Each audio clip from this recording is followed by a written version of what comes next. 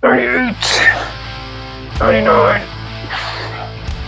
100. I am so roly-poly in 2024 so far, but I'm working on it. All right, everybody, it's your old pal Ken, a.k.a. Frankie Legendary Rock and Roll Writer, sleaze grinder from the pages of classic rock and metal hammer magazines. And once again, it's time for the Weekend Metal Report. Today, I'm going to talk to you about all the records, EPs, etc. that I have been streaming and enjoying this week. It's the beginning of the year, and it's before a lot of records come out, but still a lot of great stuff to listen to. So I want to get to all of that. The first one is Atomic Freak. The name of the record is Nuclear Meltdown. It is a 2024 release. It is AC/DC influenced sleazy hard rock from Atlanta, Georgia. And I am telling you right now, there was a time, brothers and sisters, when this was the music of the streets. You would walk outside, and this is what you would hear when you walked out there. And you know, you would keep walking down that street. Eventually, you run into somebody, and they go, you know what? It's a party on Friday, and you're invited. And that was the world. Now, you might say, well, that was the world because you were a young person then, and you're not that now. Okay, I will say that, but you think young people are walking down the street listening to AC/DC and getting invited to parties? Doesn't seem like it. The thrill of my ambition is a danger I meet. The chance to run with the back to live or die in the street. The whole world's waiting, it's there for the taking, but the fruit don't fall till the tree starts shaking. Shaking. What I'm saying is this. You listen to this record, it will bring you right back that time and place, whatever that time and place was for you. And maybe we'll bring you to that place now, if that's where you want to be. It's a wall shaker of a record. I think you will really love it. And by the way, I think it's their first record. And if so, they graduated with high honors from rock school for sure. Atomic Freak, Nuclear Meltdown, just streaming at the moment. Maybe a record sometime in the future. Night of the Ghoul. Now, I don't know if it's just night with an E at the end, but it's Nithe. So however you might want to say that, pronounce that, please do. Name of the EP is Night of the Ghoul. And this one is so good. This is Norwegian necro black thrash.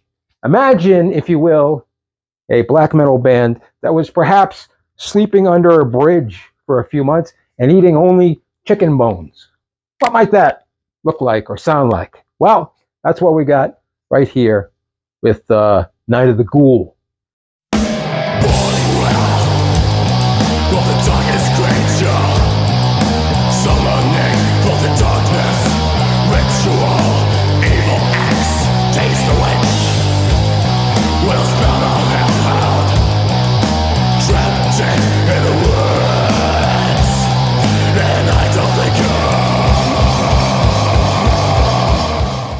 And, listen, I live in the U.S. Probably not a good idea to strap on a bullet belt and go for a stroll here in the land of automatic weapons. But I tell you what, you listen to this record, you feel kind of stupid for not having a bullet belt on. You know what I mean? Just got that vibe.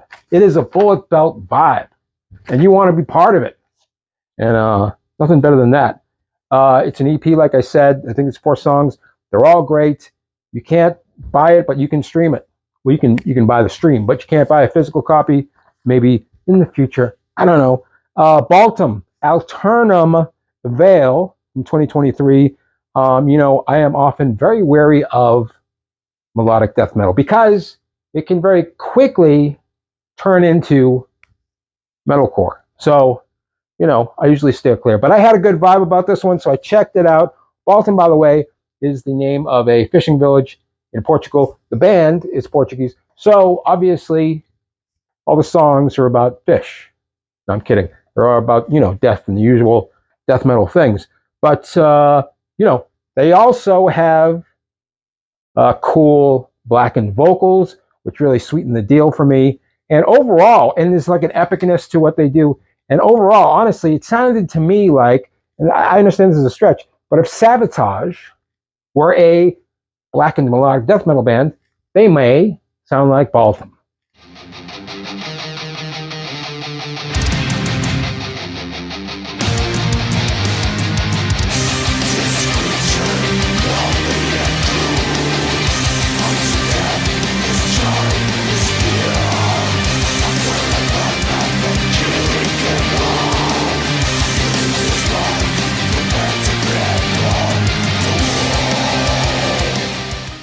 So I thought it was a great listen. A lot of repeatability with it. I think it's really good, and you should check it out. And by the way, just like Sabotage, I believe that in the future, Baltimore will probably do a rock opera. They just have rock opera vibes to me. There's nothing wrong with that. Tulian Mysteries, Realm of the Mystery Mountains, also a 2024 release. Tulian or Tulian, I don't know.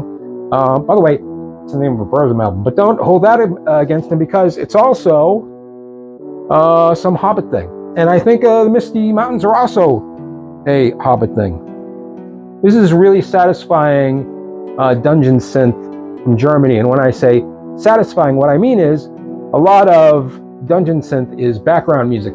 This also works as foreground music. You can listen to it while you're cooking up a big cauldron of soup, or reading ghost stories on a Saturday night. But you can also just sit there and listen to it and enjoy what's happening. It's a tapestry of sound that is very cinematic and ethereal, and it's got the creeping around in the creaky old castle vibe, which you are looking for in dungeon synth, and I enjoyed it very much. And I tell you this too, we are having later on this year, we are having a dungeon synth festival in Massachusetts and Worcester, and apparently we have them every year. Didn't really know about it. Found out, can't wait to go. How fun and weird is that going to be?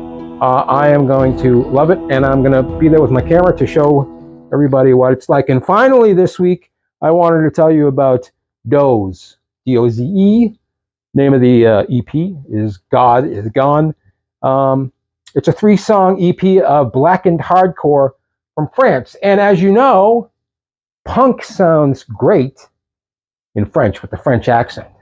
Well, you throw on, a deathy witch, blacky witch rasp onto it, sounds even better.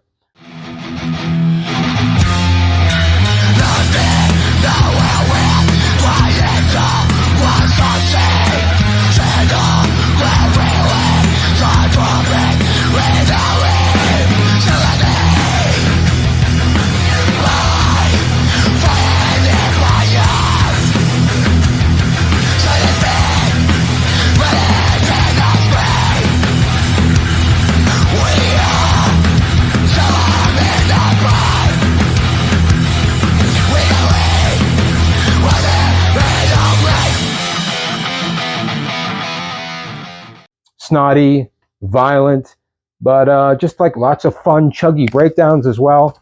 I loved it. Doze, God is Gone. So there you go. There are some suggestions for this week. We'll talk more later on when more is to be talked about. Until then, stay heavy, and we'll see you next time if you love the metal show.